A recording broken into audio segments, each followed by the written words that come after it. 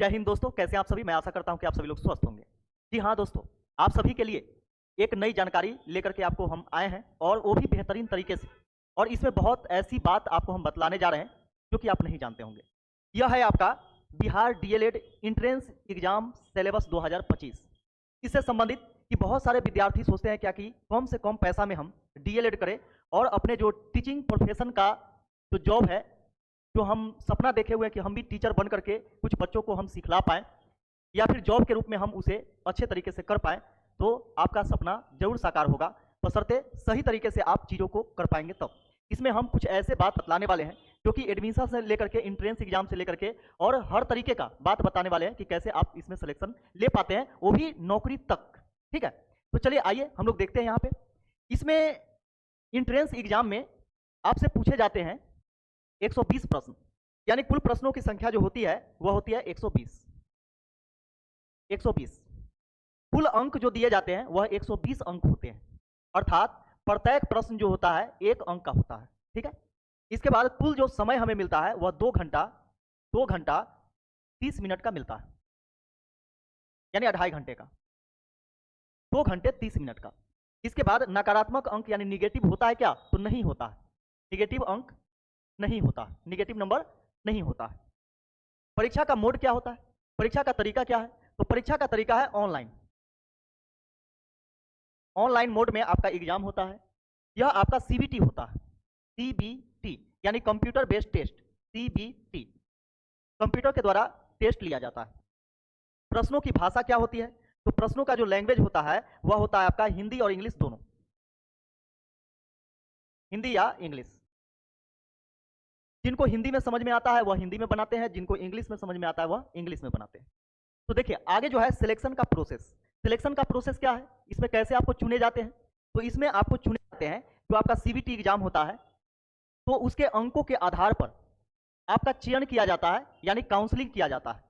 जब काउंसलिंग आप करवाते हैं तो फिर आपका रैंक देखा जाता है कि स्टेट लेवल पर या फिर आपका जिला लेवल पर रैंक कितना है। रैंक के आधार पर आपको चुना जाता है और वहाँ पे 2 मोड होता है, आपको सरकारी कॉलेज या फिर प्राइवेट कॉलेज।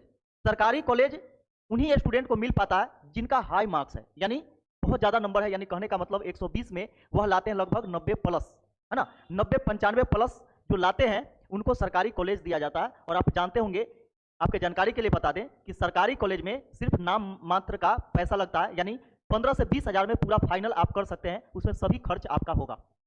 लेकिन वही प्राइवेट में यदि आप करते हैं तो प्राइवेट में लगभग 1 लाख से लेकर 1.5 लाख तक का फी रहता है, सभी कॉलेज का अलग अलग फी रहता है। इसमें जो टोटल पोस्ट है वह 30,000 प्लस है।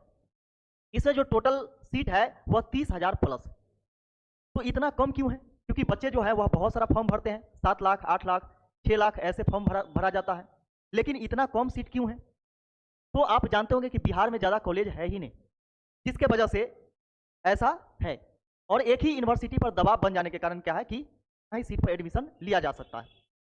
वही बात करते हैं कि अगर इतना एडमिशन हो गया, बाकी बात जो बच गए जिनको करना है कि हमें डीएलएड करना है, तो वह कहाँ से कर पाएंगे? तो वह बगल के जो स्टेट, भारत में कुछ स्टेट ऐसे हैं जो कि डीएलएड वगैरह करवाते हैं, जो कि स्टेट बोर्ड, आप जानते होंगे कि स्टेट बोर्ड करवाती है। जैसे मैं माने चले कि यहाँ पे बिहार बोर्ड करवाती है डीएलएड, उसी प्रकार यूपी में आप देखते होंगे कि बीटीसी करवाती है। तो उसी प्रकार जो स्टेट बोर्ड है वह कंडक्ट करवाती है और उसका पूरा दायित्व होता है कि डीएलएड का जो फाइनल जो आपको सर्टिफिकेट मिलता है उसी के द्वारा मिलता है। तो ये रहा आपका ये चीज़, ठीक है। और इसके बाद हम देखते हैं अगला, आगे जो है हमारा यह है सिलेबस। सिलेबस में देखिएगा कि क्या क्या चीज़ आपसे पूछे जाते हैं। इसमें आपसे पूछे जाते हैं मैथ में 25 क्वेश्चन पूछे जाते हैं। 25 क्वेश्चन अर्थात 25 मार्क्स का, क्योंकि प्रत्येक क्वेश्चन जो है 1 अंकों का है। रीजनिंग का जो है वह 10 क्वेश्चन पूछे जाते हैं। जीके, जीएस और करंट अफेयर्स सभी मिलाकर के आपसे पूछे जाते हैं 40 क्वेश्चन। 40 क्वेश्चन पूछे जाते हैं, तो 40 अंकों का होगा। इसके बाद देखिएगा कि इंग्लिश के जो प्रश्न होते हैं वह इंग्लिश के प्रश्न 20 होते हैं, 20 क्वेश्चन। और इसके बाद हिंदी और उर्दू, अर्थात हिंदी लीजिए या फिर आप इस्लाम से है या फिर उर्दू आपका सही है तो आप उर्दू लीजिए, यानी दोनों ऑप्शन है, या तो आप हिंदी लीजिए चाहे उर्दू लीजिए। इसमें आपको क्या करना होगा कि 25 क्वेश्चन का जवाब देना होगा, 25 मार्क्स का ये भी रहता है। ये सब जोड़िएगा तो आपका 120 क्वेश्चन होगा, 120 मार्क्स का यह इंट्रेंस एग्जाम होता है। तो इन सभी चीज़ों के बारे में आप यहाँ तक जान चुके होंगे। इसके बाद देखिएगा कि इसमें हम हाई मार्क्स कैसे लाएं। तो हाई मार्क्स लाने के लिए आपको क्या करना होगा कि चीज़ों को ध्यान में रखना पड़ेगा। चीज़ों को ध्यान में क्या रखना होगा कि ज़्यादा बुक आपको नहीं पढ़ना। आप लुसेंट और एसपीडी को आप अच्छे से पढ़ लेते हैं, ऐसा कहिएगा तो इस पर हम एक वीडियो और भी आपको बना करके दे देंगे कि कैसे आप तैयारी करेंगे कि आपका बहुत अच्छा मार्क्स आ जाए, और आपको हम बतलाएंगे भी, करके बतलाएंगे आपके सामने में कि ऐसे आपको करना है। ठीक है, ज़्यादा बुक नहीं पढ़ना। यहाँ पे होता क्या है कि तैयारी के एवज में क्या करते हैं बहुत सारे स्टूडेंट, यानी अच्छा होते हुए, अच्छे से समझ में आते हुए, इसका कोर्स उसका नोट्स के चक्कर में आप परेशान हो जाते हैं, और हर कोई आपको विश्वास दिलाता है, सभी का कोर्स खरीद लेते हैं, किसी से आप सही से नहीं पढ़ पाते हैं। तो हम आपको एक बेहतरीन तरीका बताएंगे। इसमें हम ये नहीं बतलाने वाले हैं कि हमारा कोर्स लॉन्च हो रहा है, हम कोर्स करवाएंगे, इतना रुपया हम लेंगे, ये सब चीज़ कुछ नहीं। साफ सुथरा जानकारी आपको हम दे रहे हैं, साफ सुथरा बात बताएंगे कि आप सेल्फ स्टडी कैसे करेंगे ताकि आपका अच्छा मार्क्स आ सके और खुद के पढ़ाई से आ सके, और बाकी बात मान के चलिए कि कहीं से गाइडेंस लेना है तो गाइडेंस ले सकते हैं। यहाँ पे देखिएगा कि रीजनिंग का 10 क्वेश्चन है, मैथ का 25 क्वेश्चन है। अब यहाँ पे देखिएगा कि मैथ रीजनिंग दोनों मिलाकर के 35 क्वेश्चन है। तो जीके एक ऐसा सब्जेक्ट है जिसमें आप चाहे जितना भी अच्छा से तैयारी कर लीजिए, फिर भी आपका समझिए कि 20 से 25 नंबर आ पाएगा, 20 से 25 आ पाएगा। हाँ, किन्हीं का जीके बहुत अच्छा है तो वह 30 ला पाएंगे, और 30 बहुत ज़्यादा होता है 40 में। ठीक है, क्योंकि यहाँ पे आपका करेंट भी है, साइंस सब्जेक्ट भी है और आर्ट्स सब्जेक्ट भी है। ठीक है, तो थोड़ा सा टफ हो जाता है। लेकिन यहाँ पे मैथ और रीजनिंग की बात करें तो मैथ रीजनिंग बहुत ही आसान चीज़ है, 35 में आप ला सकते हैं, 35 में आप ला सकते हैं, लगभग 30 प्लस यहाँ से आप ला सकते हैं। ठीक है, इसका देखिए इंग्लिश में है, तो इंग्लिश में यदि बिहार बोर्ड से आप हैं तो आप जानते ही होंगे कि हमारा इंग्लिश कैसा है। हाँ, सीबीएसई से है तो थोड़ा सा रिलीफ मिलेगा आपको, लेकिन बिहार बोर्ड से है तो थोड़ा सा टफ हो जाता है कि आखिर 20 क्वेश्चन है तो हम कैसे तैयारी करें कि हमारा अच्छा मार्क्स आ सके। लेकिन पढ़ना तो पड़ेगा, पढ़ना पड़ेगा। क्यों? क्योंकि यह इंट्रेंस एग्जाम तक ही नहीं है, कल के डेट में आप सीटेट देंगे, एस्टेट देंगे, इसके बाद क्या है कि आप बीपीएससी का देंगे, तो सब जगह आपको इंग्लिश कंपलसरी है, कुछ ना कुछ मार्क्स आपको पढ़ना ही पड़ेगा। इसलिए अभी से ही लग जाइए और इसको भी पढ़िए, इसको भी ध्यान दीजिए। ठीक है, अब यहाँ पे देखिएगा कि इंग्लिश पढ़िए जितना हो सके, और इसमें भी अच्छा मार्क्स गेन करने का प्रयास कीजिए। ठीक है, अब हम नहीं बता सकते हैं, वो आपके क्षमता के अकॉर्डिंग होगा, आपके पढ़ाई के, आपके टैलेंट के ऊपर निर्भर करेगा। और रह गई बात यहाँ पे हिंदी या उर्दू, तो जो इस्लाम धर्म से है, जिनका उर्दू अच्छा है, वह उर्दू में अच्छा मार्क्स ला सकते हैं।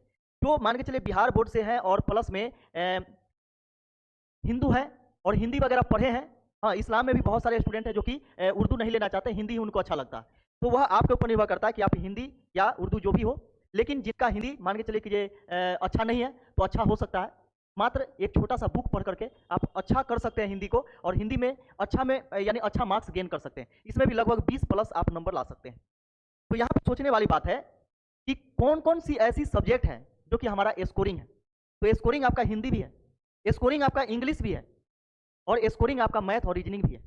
रह गई बात यहाँ पे जीके जीएस का, तो जीके जीएस और करेंट जितना आप अच्छे से तैयारी किए हुए हैं और जितना अच्छा से बुक पढ़ेंगे, और अच्छा बुक पढ़ेंगे, ऑथेंटिक बुक होना चाहिए, ऐसा नहीं कीजिए उलझ करके रह गए, आपका तैयारी गड़बड़ा जाएगा। ठीक है, तो इस प्रकार क्या करेंगे कि इसको कंप्लीट कर पाएंगे।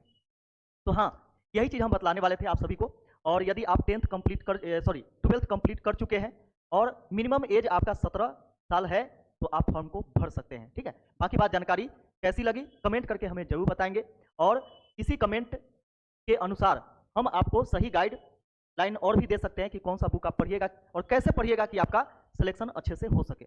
और बाकी बात एडमिशन संबंधित जो भी जानकारी आपको चाहिए, वो सभी कोर्स के लिए वो बेहतरीन जानकारी, बेहतरीन मार्गदर्शन, और तब तक के हम साथ में रहेंगे जब तक कि आपका फाइनल मार्कशीट आपके हाथ में ना आ जाए।